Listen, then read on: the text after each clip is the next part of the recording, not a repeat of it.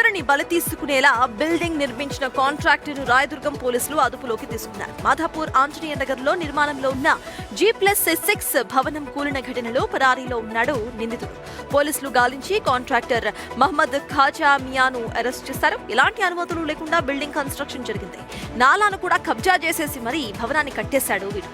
50 గజాల్లోనే ఎత్తైన నిర్మాణం చేపట్టడం సీఎంసీ నిబంధనలకు వ్యతిరేకమని అధికారులు తెలుపుతున్నారు. ఈ అంశంపై డీటెయిల్స్ మా ప్రతినిధి సాగర్ అందిస్తారు. సాగర్, ఇప్పటికే పరారీలో ఉన్న వ్యక్తిని అరెస్ట్ చేశారా పోలీసులు? అండ్ నిజంగా ఎటువంటి పర్మిషన్స్ లేకుండా ఇదంతా జరుగుతున్నప్పుడు అధికారులు ఎవరు కూడా కనీసం పట్టించుకోలేదా సాగర్?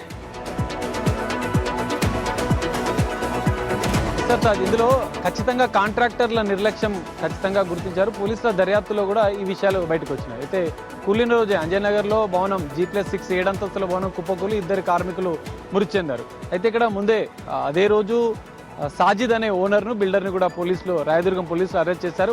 105 రెడ్ విత్తో పాటు 3/5 నిర్లక్ష్యం బాధ్యత రహితంగా కార్మికుల మరణానికి కారణమైన నేపథ్యంలో ఈ సెక్షన్లు మెన్షన్ చేశారు. అయితే ఇక్కడ కీలకంగా కాంట్రాక్టర్ పోలీసుల దర్యాప్తులో ఖాజా మొయినుద్దీన్ కాంట్రాక్టర్ పూర్తిగా నిర్లక్ష్యంగా వహించినట్లు కూడా పోలీసుల దర్యాప్తులో తేలింది. ఎందుకంటే ఇక్కడ కీలకంగా కాంట్రాక్టర్ రిజిస్టర్ లేని సంస్థతో నిర్మాణ సంస్థ ఒప్పందం చేసుకుంది. అంటే బిల్డర్ ఒప్పందం చేసుకున్నాడు.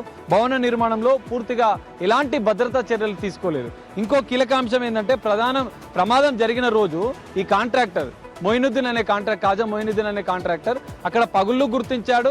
అక్కడ ఒక ఫ్లోర్ అనేది కుంగిపోతున్న విషయాన్ని గుర్తించాడు. ఐడెంటిఫై చేసి కూడా అక్కడ ఉన్నటువంటి కార్మికులను అక్కడి నుంచి పంపించి అక్కడ ఉన్నటువంటి స్థానికులకు హెచ్చరించి బిల్డర్కు చెప్పి తను వెంటనే ఏదైనా చర్యలు తీసుకోవాల్సి ఉండే. అవన్నీ ముందే తెలిసినా కూడా కాంట్రాక్టర్ ఎంత బాధ్యత రహితంగా వివరించి అక్కడి నుంచి వెళ్ళిపోయాడు. పోలీసుల దర్యాప్తులో ఇవన్నీ విషయాలు వెలుగులోకి వచ్చాయి. అందుకే అతన్ని అరెస్ట్ చేసి రిమాండ్కి తరలించారు. ఇప్పటికే సైబరాబాద్ మున్సిపల్ కమిషనర్ ఇటు హైడ్రా సంయుక్తంగా అక్కడ ఉన్నటువంటి అక్రమ నిర్మాణాలపై పూర్తిగా చర్యలు తీసుకుంటుంది. 38 అక్రమ నిర్మాణాలను గుర్తించింది. ఓ బిల్డింగ్ ని సీజ్ చేయడంతో పాటు 9 భవనాలను ఇప్పటికే నేలమట్టం చేసింది. ఇంకా మరో 28 భవనాలకు నోటీసులు ఇచ్చింది. వాటిపైన కూడా తదుపరి చర్యలు తీసుకుంటామని చెప్తున్నారు. ఏదేమైనా అక్రమ నిర్మాణాలు హైదరాబాద్ లో యథేచ్ఛగా పెరుగుతున్నాయి. మరి అధికారులు తాత్కాలిక చర్యలే తీసుకుంటారా, పూర్తిగా ఇలాంటి ప్రమాదాలు జరగకుండా అరికడతారనేది చూడాలి.